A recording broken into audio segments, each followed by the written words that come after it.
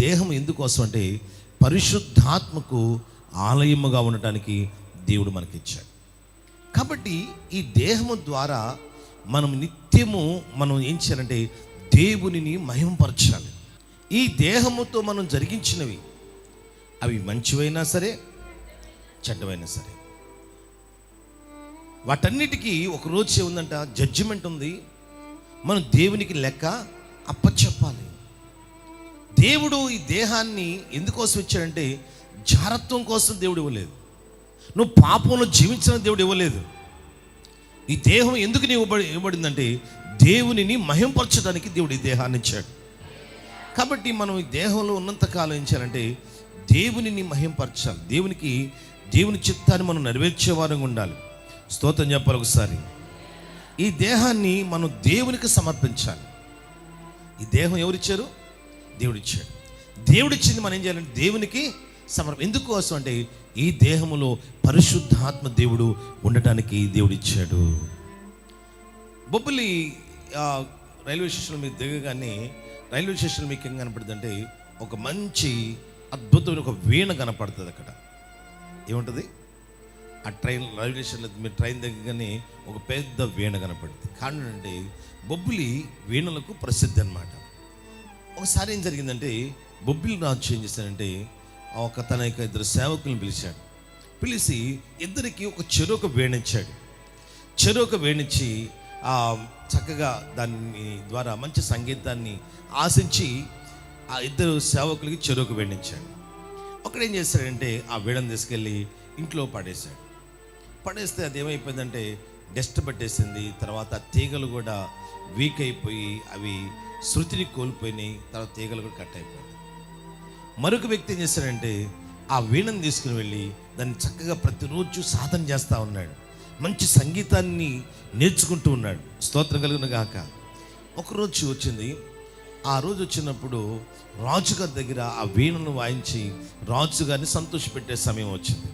అయితే ఒక వ్యక్తి ఏం చేశాడంటే తన వీణను పాడు చేసుకున్నాడు. మరొక వ్యక్తి తన వీణను మంచి కండిషన్లో పెట్టుకొని చక్కని సంగీతం ద్వారా రాజుని ఆ యొక్క ఆ ఆడిటోరియంలో ఉన్నటువంటి ప్రజలందరినీ కూడా ఎంతో గొప్ప సంతోషానికి వారికి ఇచ్చాడు. వారు ఆ సంగీతంలో పరవశించిపోయారు. స్తోత్రం చెప్పండి. సరే, ఇక్కడ పాఠం ఏంటంటే రాజుగారు ఇద్దరికి వీణలు ఇచ్చాడు. ఒకడు వీణను ఏం చేశాడు? పాడు చేశాడు. మరొక వ్యక్తి ఏం చేశాడు? వీణను దాన్ని చక్కగా రాజుగారి కొరకు దాన్ని ఉపయోగించాడు. తనకి ఇవ్వబడిన వీణ ద్వారా రాజుని ప్రజలను సంతోషపెట్టాడు. స్తోత్రం చెప్పండి ఒకసారి. అలాగనే పరలోకమందున దేవుని బిడ్డ మనకొక దేహాన్ని ఇచ్చాడు. ఈ దేహాన్ని దేనికోసం ఉపయోగిస్తున్నాం? ఒకడు తన దేహమును పాడు చేసుకున్నాడు. మరొక వ్యక్తి తన దేహమును పరిశుద్ధంగా జాగ్రత్తగా కాపాడుకుంటున్నాడు. ఈరోజు నీ దేహాన్ని పాడు చేసుకుంటున్నావా, కాపాడుకుంటున్నావా? వాక్యంలో మనం చూసినట్లయితే ఈ దేహము మనలో ఉన్నంతకాలం మనము దైవికమైన భయం కలిగి విశ్వాసమును పరిశుద్ధతను మనం ఏం చేయాలంటే నిత్యము కాపాడుకోవాలి. స్తోత్రం కలుగును గాక. ఈ దేహాన్ని మనం ఏం చేయాలంటే దేవునికి సజీవ యాగంగా దేవునికి సమర్పించాలి. మనం పంటలో ప్రథమ ఫలం దేవునికి ఇస్తాం, మంచిదే. అయితే అసలు దేవునికి ఇవ్వాల్సింది ఏంటంటే నీ దేహమును దేవునికి ఇవ్వాలి. ఎందుకు ఇవ్వాలంటే ఈ దేహములో పరిశుద్ధాత్మ దేవుడు నివాసము ఉండాలి. నీ దేహంలో పరిశుద్ధ ఆత్మ ఉంటున్నాడా లేదా దురాత్మ ఉంటున్నాడా? మనం బైబిల్లో చూసినట్టయితే ఒకని దేహము ఎంత పెద్దదంటే తాజ్మహల్ కంటే పెద్దదన్నమాట. వాడిలో ఉన్న దురాత్మలు ఎన్ని అడిగితే వాడు ఏం చెప్పాడు? మేము సేన అన్నాడు. ఏంటంట? సేన. ఒక పెద్ద సైన్యం ఉంది.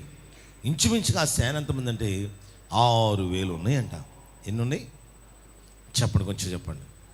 అంటే 6,000 దురాత్మలకి వాడు తన హృదయంలో తన దేహంలో చోటిచ్చాడు. అంటే నీ దేహంలో పరిశుద్ధాత్మకైనా నువ్వు చోటిస్తావు, లేకపోతే దురాత్మకైనా చోటిస్తావు. నువ్వు పరిశుద్ధాత్మకు చోటిస్తే నీ దేహము ద్వారా దేవునికి మహిమ వస్తుంది. నీవు దురాత్మకు చోటిస్తే నీ ద్వారా దేవునికి అవమానం కలుగుతుంది. తర్వాత నీ జీవితం ఒక శాపగ్రస్తంగా మారిపోతుంది. ఈరోజు మన ఆత్మీయ స్థితి ఏ విధంగా ఉందో ఒక్కసారి మనల్ని మనము పరీక్షించుకోవాలి.